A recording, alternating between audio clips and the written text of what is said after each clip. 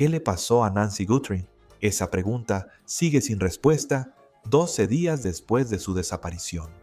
El FBI sigue a personas de interés, pero la identidad de la persona enmascarada en la puerta de Nancy sigue siendo un misterio. Con estas impactantes imágenes, la pregunta crece. ¿Quién se llevó a la mujer de 84 años? Estamos investigando todo esto. Estamos en el caso presentado por Ley y Crimen. Soy Chris Stewart.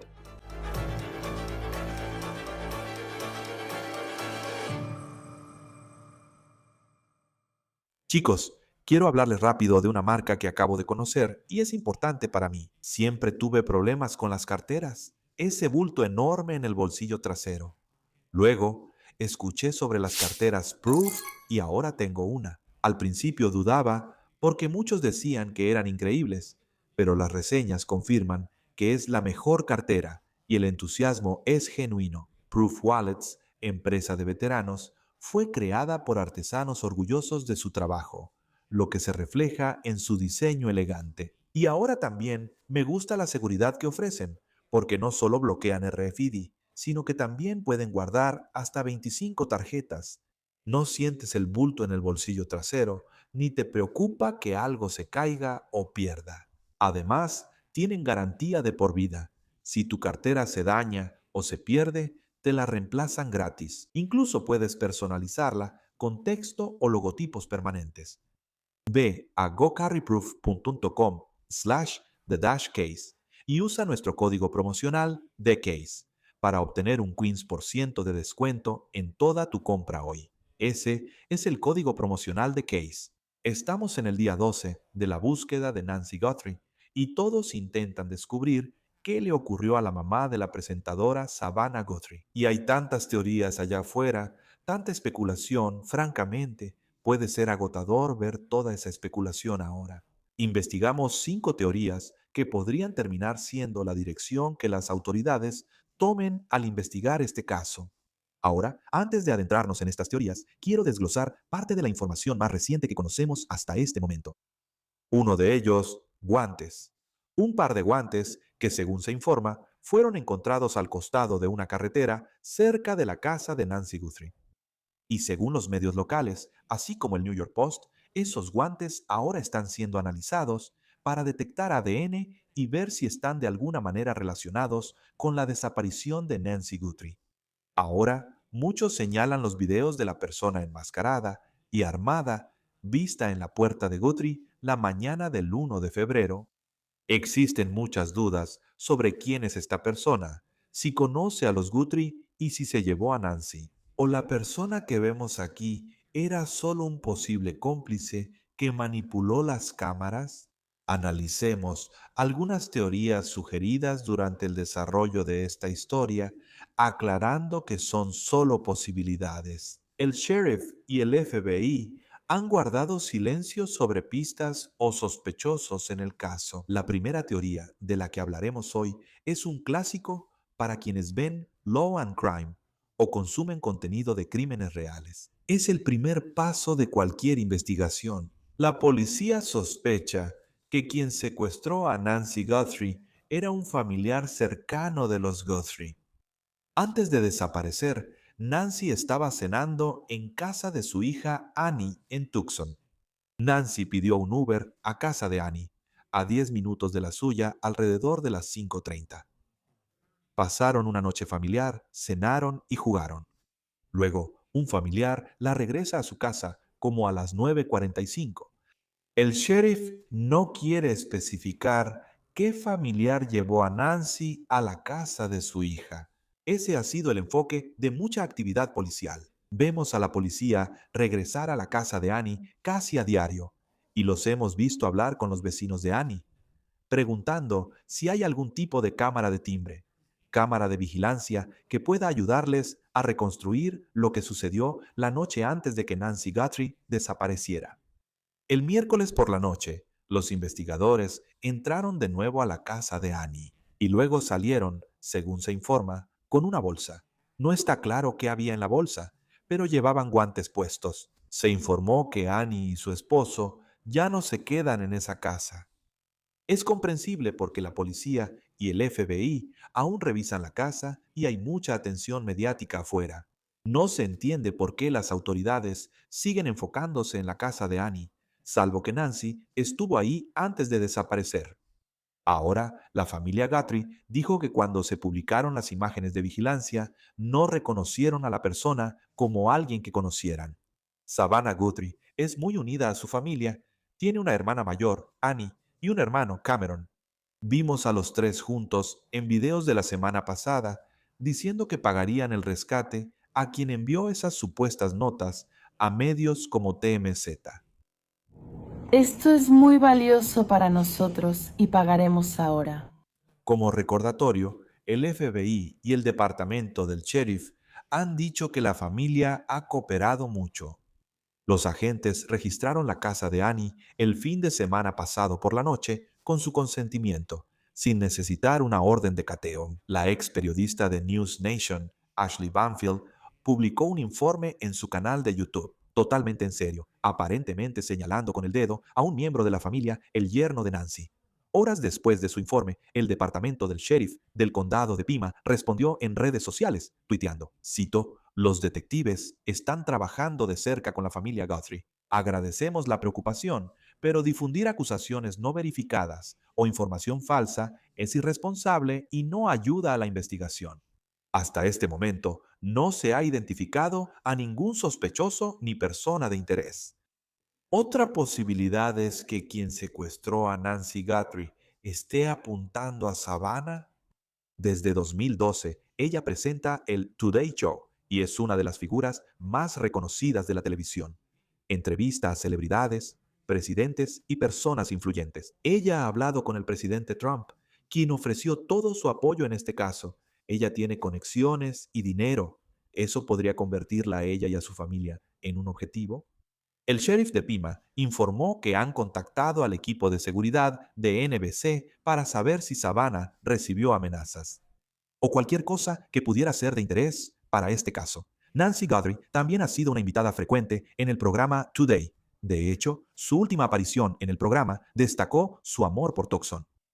Eso fue en noviembre pasado. El segmento contaba cómo se mudó a Tucson en los 70 y decidió quedarse para criar a su familia. Gracias a su vida tranquila, Savannah estudió preparatoria y universidad en Tucson antes de perseguir su sueño en la televisión. Alguien pudo saber que Nancy estaba en esa comunidad por lo que vio en la televisión.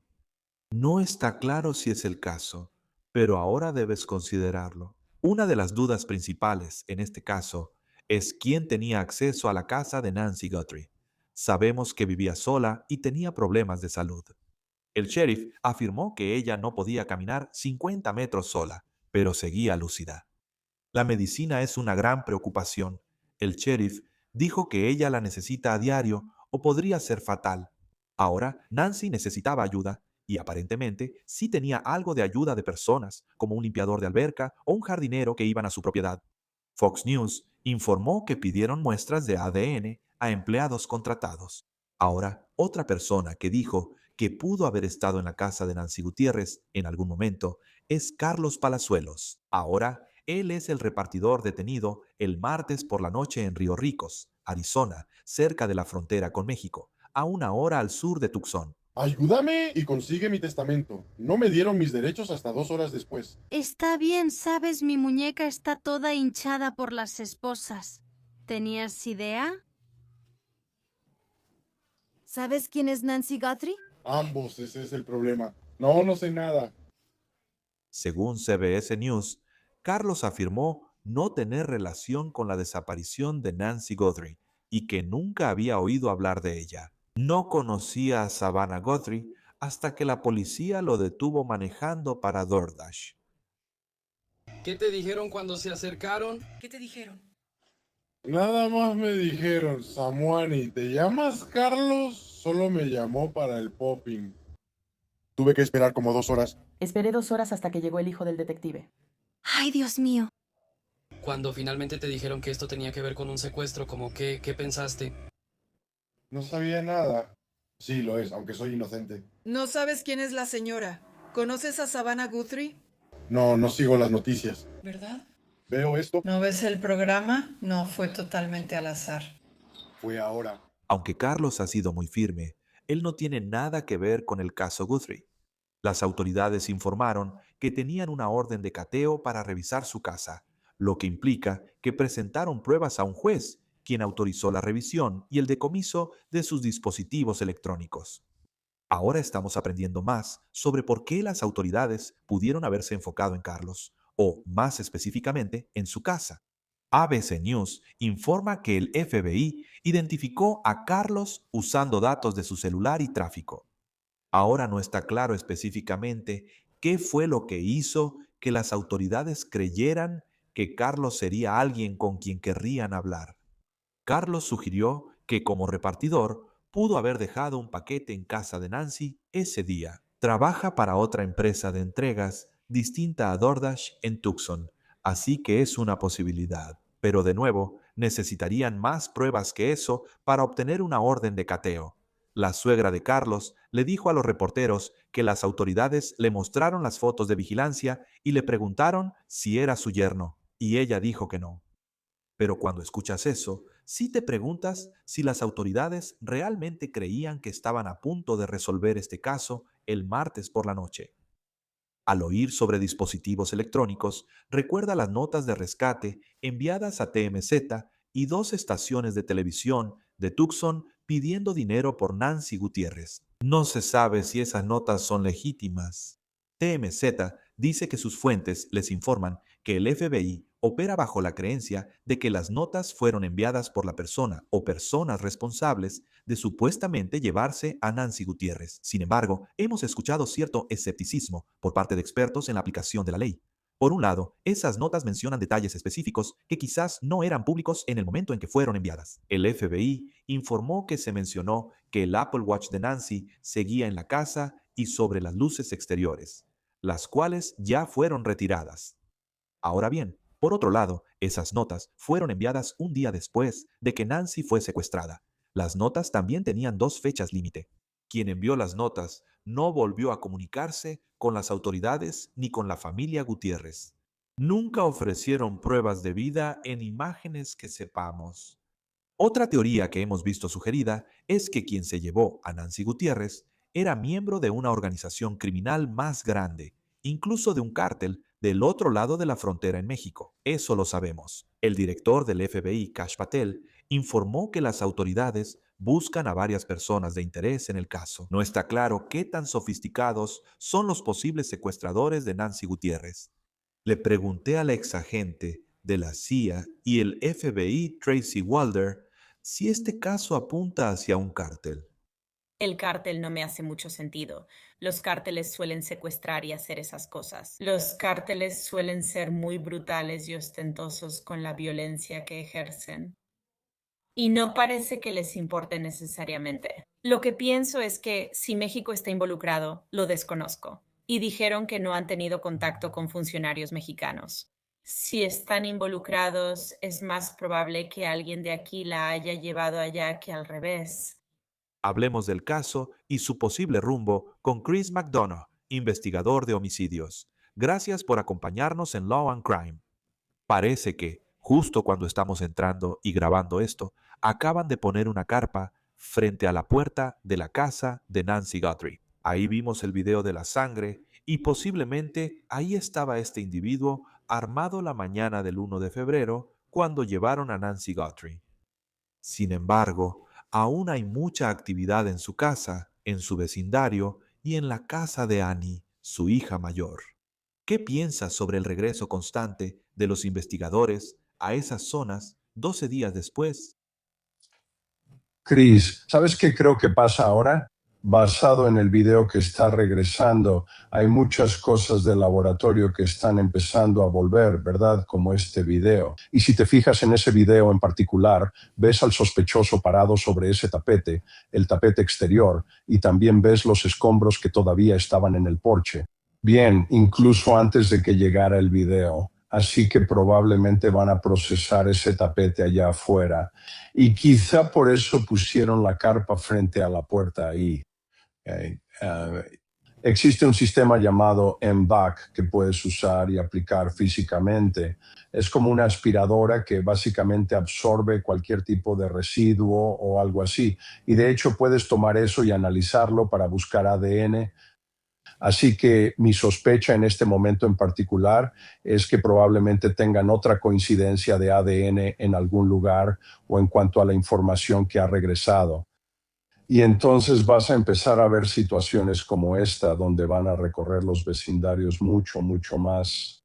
Van a estar buscando huellas digitales porque probablemente ya recibieron pruebas digitales y están tratando de unir esas cosas. ¿Sabes? Las autoridades han seguido diciendo que no tienen un sospechoso o una persona de interés en este caso. Tenemos estas imágenes. Detuvieron a este hombre el otro día, pero luego lo dejaron ir. Aún los ves visitando, seguido la casa de Annie Guthrie, donde Nancy cenó y jugó con la familia. Y luego la llevan de regreso a casa el 31 de enero y luego el 1 de febrero se la llevan. ¿Qué opinas sobre el enfoque que parece haber? Y todas son búsquedas consensuadas. Por lo que nos han dicho, no es como una orden de cateo que necesiten para entrar. Parece que la familia es muy cooperativa, pero ¿qué opinas de la cantidad de atención que hemos visto en ese lugar? No de dónde se la llevaron, sino el lugar donde estuvo antes. Entonces recuerda, en el continuo de riesgo de la víctima, ¿verdad? Esta es una víctima de muy, muy bajo riesgo, de riesgo muy bajo. Y eso nos dice que, ya sabes, la víctima y el sospechoso en algún momento tuvieron algún tipo de relación, es decir, se cruzaron en algún momento. Pudo haber sido en una tienda de abarrotes, pudo haber sido un empleado, ya sabes, un amigo de un amigo de un empleado, pero existe ese nexo que los conecta. La razón por la que siguen regresando ahí es porque la familia, Annie y creo que su esposo, el cuñado, lo han dicho. Oye, fuimos los últimos en verla con vida, también fuimos los primeros en descubrir que no estaba en la casa, así que fueron los primeros y los últimos. Bien, y una anomalía interesante que he notado por mi experiencia es la puerta del garaje. Así que el sheriff pone en la línea de tiempo, la puerta del garaje se abre a las 9:48 p.m. y se cierra a las 9:50 p.m., lo que indica que tienen esos datos de la puerta del garaje, ya sea del teclado o del sistema, ¿verdad? Pero no vemos cuándo llegó la familia ni si se abrió la puerta del garaje. Eso deja un vacío y plantea la pregunta, ¿cómo entraron a la casa? Si entraron por la puerta principal, ciertamente tuvieron que ver toda esa sangre.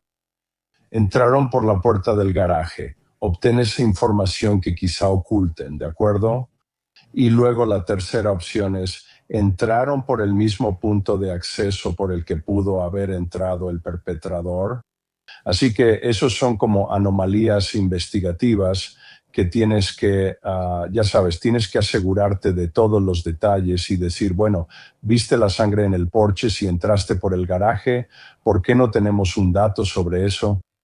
Entrar por la puerta trasera no era ya sospechoso, casi de inmediato, ya sabes, llamar a las autoridades. Y si te fijas en la primera entrevista que dio el sheriff, lo primero que le preguntó un periodista fue, ¿quién la dejó ahí? Y él dice, la familia. Y luego la siguiente pregunta, que fue una gran pregunta, fue, ¿la vieron dentro de la casa? Él responde que sí, lo cual es problemático. Sabe algo que ignoramos. Porque eso fue eso, ya sabes. Y yo, ya sabes.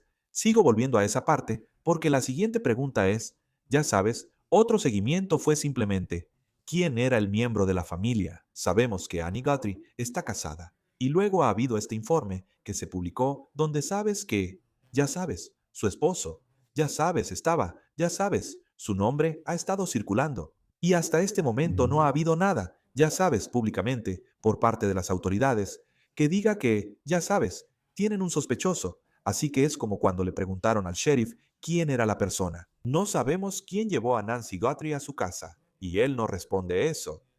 ¿Tú interpretas algo de eso?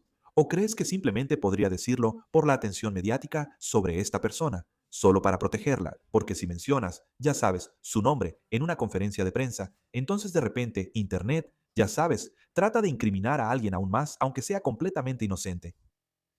Sí, no, ese es un muy buen punto. Y creo que el sheriff hizo lo correcto al reservarse un poco, porque en ese momento, ya sabes, todos están sobre la mesa en este punto, ¿verdad? Porque tienes que empezar, ya sabes, en ese círculo interno como estábamos hablando, porque en ese círculo interno está esa cruz, ¿de acuerdo? También hay otro punto interesante. Está bien, recuerda al chiflado de Los Ángeles que decide meterse en el caso de secuestro más grande, ya sabes, probablemente desde el caso del bebé Lindbergh. Está bien en términos de publicidad y todo eso. Y este tipo simplemente decide decir, sí, creo que voy a pedir, ya sabes, Bitcoin y todo eso. Tienen que eliminarlo también, porque tienes que preguntarte, bueno, ¿por qué no te comunicaste con Savannah? ¿Por qué no te comunicaste con su hermano? ¿Elegiste comunicarte con su hermana por mensaje de texto? ¿Notas una anomalía? Este tipo dice, sí, también contacté al cuñado. Bueno, el cuñado ni siquiera estaba en el radar en ese momento. Debes preguntarte, ¿cómo lo lograste? ¿Por qué eliges al cuñado para comunicarte? La siguiente parte de ese rompecabezas en la declaración jurada es, según las autoridades, él realiza una llamada de 9 segundos. El sospechoso en Los Ángeles, pero no nos dicen a quién, solo dijeron que fue a un familiar. Eso fue lo que más me sorprendió. ¿Por qué este tipo se mete en el caso y termina arrestado? Es una locura. La segunda parte es ¿a quién llamó? Me gustaría saber eso. Y luego, como investigador, vas a tener que desentrañar todo eso. Vas a tener que reconstruirlo por completo. ¿Qué piensas de las notas de rescate? Eso sigue el patrón de cómo suele funcionar una nota de rescate y luego, al mismo tiempo, es como si eres alguien que está enviando una nota de rescate, ¿quieres seguir el camino que han seguido todas las demás notas de rescate? En muchos casos, sabemos que el FBI rastrea bien a quienes envían notas de rescate. Entonces, ya sabes, el hecho de que pueda ser un poco diferente con respecto a cuándo se envió la nota de rescate, el hecho de que fue enviada a los medios de comunicación, el hecho de que hay 2 fechas límite, eso es algo que, supongo, desacredita la credibilidad, o podría ser algo donde esta persona dijo, porque tal vez es, ya sabes, muy buena enviando notas de rescate, vio y dijo, no voy a seguir el mismo camino que todos los demás. Así que sí, la nota de rescate es una anomalía aquí en relación con el comportamiento del perpetrador, ¿verdad? La unidad de análisis de conducta redactó cada palabra de la respuesta que leyeron las familias, te lo aseguro. Así que lo primero que obviamente querían hacer era, bueno, está bien, ya tenemos tu carta. El hecho de que hayan ido a 2 estaciones de televisión y a un medio importante, un medio de entretenimiento, el hecho de que lo hayan enviado a 3 puntos de interés es una anomalía en sí mismo. Eso te hace decir, espera un minuto, esto es alguien que busca atención, etc. Sin embargo, debió haber información que llevó a las autoridades a pensar que esto podría ser legítimo. Vamos a echarle un vistazo a esto, traigamos a la UAC, escribamos la respuesta. Así que lo primero que querían ver adelante. Oh, no. Iba a decir, porque luego tienes esta tercera nota de rescate que llegó ayer. Solo fue una ocasión donde ofrecían decirte la ubicación por un Bitcoin, pero no pasó y TMZ lo publicó. No fue el FBI, ya que en rueda de prensa le dio cierta legitimidad a las notas de rescate iniciales, fueran reales o no. La de TMZ no me pareció creíble.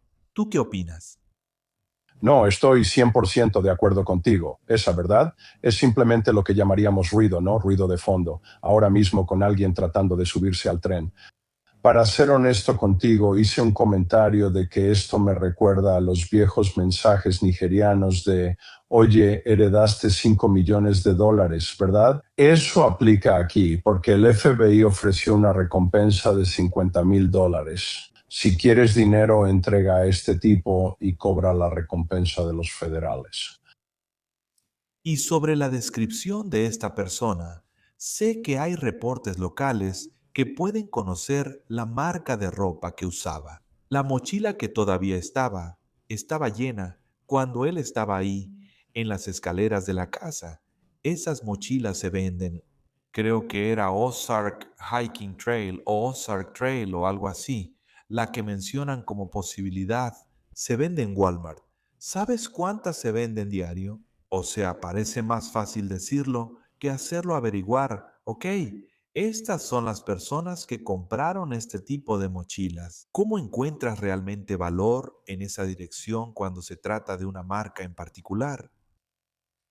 Bueno, lo que haces es coordinarte con ese socio privado, ¿verdad? Ellos tienen una división de seguridad en Arkansas, donde están sus oficinas centrales. Les dices, este es el tipo de artículo que buscamos. Queremos saber si hay algún video del punto de compra donde se vea a la persona escaneando el artículo. Y entonces ahí puedes hacerlo. Si tienes el video, puedes obtener información de transacciones relacionadas con tarjetas de crédito, etcétera. Y entonces eso se convierte más en seguir la cadena financiera, ¿verdad? Y si tienes suerte y consigues un video de él comprándolo, eso es como un jonrón. Y eso es lo que hacen los federales, lo mejor que saben hacer. Tienen relaciones con muchos socios corporativos y les presentas una orden de registro diciendo que es una situación extraordinaria. Hay una mujer de 84 años afuera sin localizar y creemos que este es el sospechoso. Si un juez lo aprueba, se lo das a seguridad y ellos trabajarán para ti. El término sofisticado nunca parece adecuado para describir a un criminal, menos en un caso tan horrible como este. Al ver la cámara del timbre de esta persona, nota su ropa, peso y gestos. ¿Esto te llamó la atención como alguien que sería caracterizado por las autoridades como un criminal sofisticado? No, este individuo no es sofisticado, ¿sabes? Analicemos esto. Hay algunas pistas, ¿verdad? La funda que lleva puesta es para un revólver, ok, número 1, y tiene una pistola automática dentro de esa funda en particular, así que no tiene mucha experiencia con armas. Eso es lo que me dijo eso. La segunda parte de este rompecabezas es el tipo de guantes que lleva puestos, o sea, son guantes grandes y voluminosos. ¿Cómo meterás el dedo en el guardamonte si necesitas esa arma? Así que eso es más una cuestión de intimidación. Bien, eso nos dice, ya sabes, ¿lo es? ¿Es siquiera un arma real? ¿Es una réplica? Ya sabes, no lo sabemos. Estoy seguro de que ya están investigando eso. Bien, con ese video que salió, si es un arma real, entonces eso nos dice que está preparado para usar fuerza letal. Eso es un problema. Y luego, lo otro que analizamos es su capacidad para resolver problemas. Al llegar al porche y ver la luz, nos muestra que no planeó esa parte o, si sí, está fingiendo. ¿Es esto algo con lo que simplemente está improvisando? Porque su solución al problema, como vimos, es recoger los escombros y cubrir el timbre. Y cuando piensas en eso, es como, está bien, ahora hay un auto. Si este tipo ni sabe desactivar un timbre al principio, al inicio, posiblemente sí, según la línea de tiempo. Entonces, ¿cómo la saca de la casa? Y si hay un auto, hay una segunda persona o este tipo, ya sabes cómo está operando este tipo. Eso me hizo pensar que podría haber otra persona y así fue mi razonamiento. Si él llega por el frente y el otro por atrás, ¿quiere que el tipo cruce la casa y abra la puerta principal? Ese fue el momento de revelación, como de, oh, aquí hay un timbre. O volvemos a lo de antes, ¿no? ¿Sabes? Este tipo es solo un tonto torpe en la puerta.